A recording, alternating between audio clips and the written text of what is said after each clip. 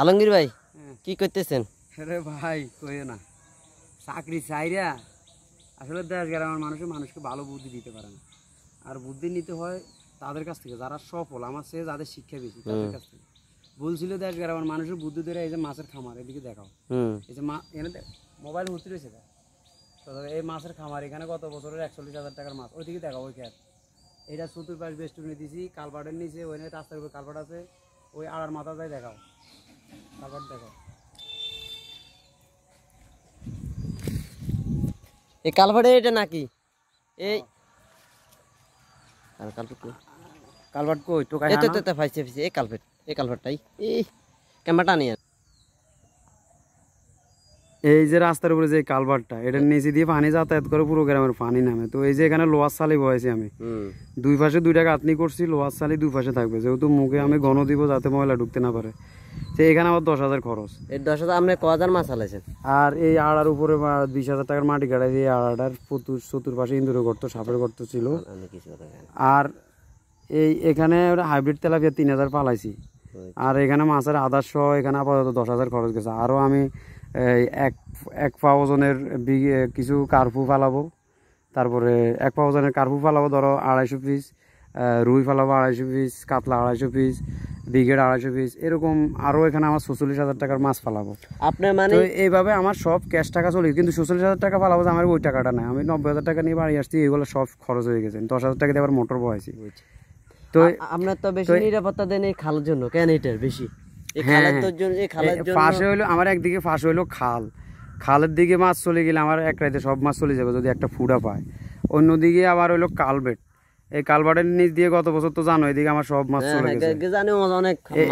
এই কালভার্টের নিচ দিয়ে উপরে গেলে সব মাছ গ্রামবাসী খেয়ে ফেলবে, কেউ আমাকে একটাও ফেরত দিবে না। তো এই কারণে আমার এখন এই কাজের নামে এখন আমি দেখতেছি আমাকে কেউ ভালো পরামর্শ দেয় নাই, ঠিক আছে। মানুষ আসলে সবাই ভালো পরামর্শ দিতে পারে না। যারা পরামর্শ দিছে তারা বেশিরভাগ হলো আন্ডার মেট্রিক, মানে মেট্রিক পাসও করে না। এই ধরনের লোকের পরামর্শ কিছু হলো আত্মীয় স্বজন, বন্ধু বান্ধব, এদের পরামর্শ নিয়ে আমি, এটা সম্ভাবনাময় ছিল, কিন্তু এই যে ক্যাশ এত তাড়াতাড়ি খরচ হয়ে যাবে, লাস্টে মাছ ফেলাইতে পারবো এটা বুঝতে পারিনি। এখন তো আমার 2 টাকাও ইনকাম আসতেছে না, খরচ যাচ্ছে। এই যে এখন আমি যতই কাজ করাচ্ছি, মাটি কাটাইছি, এখন আবার কাটাইতে হচ্ছে, মানে আবার দেখতেছি আরো লাগে, মানে সন্দেহ যদি এতগুলো মাছ যদি চলে যায় না, কাজ করতেছে ভিতরে।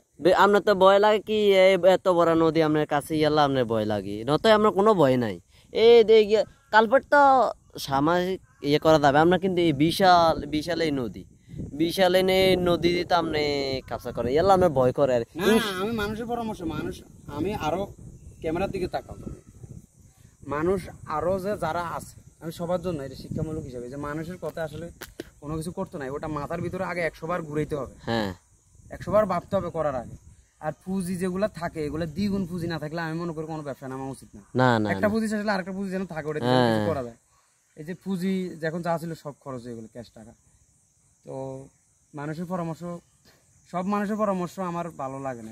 প্রথম ভালো লাগছে করছি, এখন আমার লস হয়েছে। কিন্তু একজন মানুষের পরামর্শ আমার ভালো লাগছে, আমার ফুফাতো ভাই আব্দুর রহিম ভাই বলছিল এই অল্প কয়দিন আগে, যখন এগুলো আমি করি, আমি শুধু আমার ক্যাশ টাকা নষ্ট হচ্ছে, 2 টাকা আসতেছে না, তখন আমার বলছিল চাকরি বাকরি ছাড়ি এগুলো করো, এসব বক্কচক্কর করার টাইম আছে, এগুলো তো বেকার লোকের কাজ।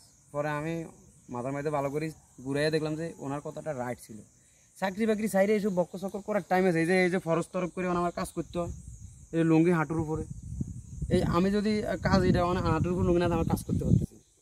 আর আমি চাকরি করলে আমার হাঁটুর উপর তো লুঙ্গি উঠানোর কোনো কষ্ট আসে, বদিল্লা কাম করতে যাই, নিজে বদিল্লা হয়ে এখন এই ফরজ তরফ করে কাজ করতে হচ্ছে, প্রতিনিয়ত টাকা খরচ হচ্ছে, আমার নিজের ব্যক্তিগত খরচ আছে, চা দোকানের খরচ আছে, বাজার আসা যাওয়ার ভাড়া আছে, আমার সংসারে বাজার সাথে করা লাগতেছে, সব খরচ এদিকে পুঁজি বারবার দিচ্ছি, সব শেষ। তা আমার মতো ভুল যেন কেউ যেন না করে। এখন আমি তো মানে কথা আছে না, হাঙ্গা বই গেলে যা অবস্থা হয় আর কি, মানে আমার অবস্থা 10 হয়েছে, এটা যখন করিয়া লাইছি, এখন তো এতগুলো টাকা মানে আমি তো ছাড়তে পারতেছি না। এখন ছাড়তে পারতেছি না, এখন বাকি আরো কিছু পুঁজি দিয়ে হলে আমার এটা করে যাবো, হয়তো বাড়ি থাকতে পারবো না। আমার যদি আরো বাড়ি থেকে আরো 1 লাখ টাকার দরকার আছে, মাছের খাবার নিজের খরচ তো পারবো না। এখন আমার চাকরি করতে হবে, চাকরিতে চলে যাবো, চাকরির পাশাপাশি আমি এটা করে যাব। আমার মাকে আছে দেখবে, ভাবি আছে, ভাবি দেখবে, আর তোমরা আসো, তোমরাও দেখবা, আরো লোকজন। বিবাহকে আপনি করছিলেন কি?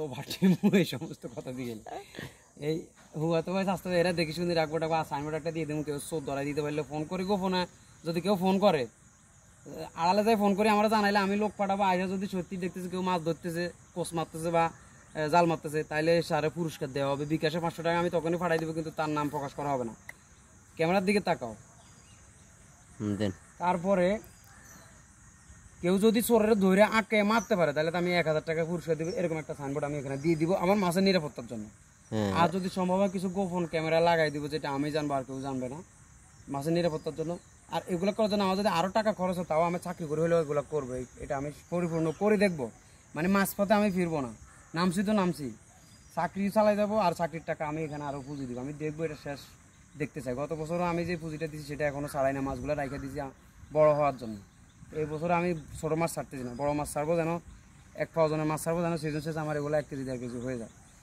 তো পরিশেষে এইটাই মানুষের পরামর্শ অনেকে অনেক রকম বুদ্ধি দিবে সবগুলো মাথায় নেওয়া যাবে না না সবারটা চিন্তা করে নিজের বুদ্ধিমতো কাজ করতে হবে তা আমার বলছিল মানুষের কথা না আমি আমার পুজোগুলো নষ্ট হয়ে গেছে আর ফুফাতো ভাই আব্দুর রহিম ভাইকে ধন্যবাদ দিচ্ছি ওনার পরামর্শটা আমার ভালো লেগেছে চাকরি বাকরি ছাড়ি এগুলা করার কোনো প্রশ্নই আসে না চাকরি হলো সোনার হরিণ চাকরি আছে মাস গেলে বেতন আছে চাকরিতে তো কোনো কষ্ট হচ্ছে না না আমার চাকরিটা আরামের চাকরি ছিল জাহাজ চালানো চাকরি জাহাজ চালাইতাম মাসে 2 দিন ডিউটি ঢাকা থেকে চট্টগ্রাম জাহাজ চালাই আসতাম তা আমার 4 ঘন্টা ডিউটি আমার পরে আরও একজন আছে আমার আরেকজনের 4 ঘন্টা ডিউটি এর মধ্যে যদি আমার জরুরি প্রয়োজন হয় আমি যাইলা লগে এক জায়গায় থাকা এক জায়গায় খাওয়া ওখানে আমার সঙ্গী পার্টনার উপস্থিত আমার দরকার হলে আমি নিচে যাব খাইতে যাব প্রাকৃতিক প্রয়োজন আছে গোসল সারতে হবে আর আমি আমার সঙ্গীজনকে ওখানে ডিউটি দিয়ে যেতে পারবো আর যারা আমার জুনিয়র আছে তারাও শিখার জন্য ডিউটি করে তাদেরকেও আমি স্টিয়ারিং ধরাইয়া আমি একটা কাজে যেতে পারবো কোনো কষ্ট নেই তাহলে 4 ঘন্টা সর্বোচ্চ ডিউটি করলে সর্বোচ্চ 4 ঘন্টা আমার পরে আরেকজন করবে এভাবে 4 ঘন্টা ডিউটি মাসে 2 দিন ডিউটি ঢাকায়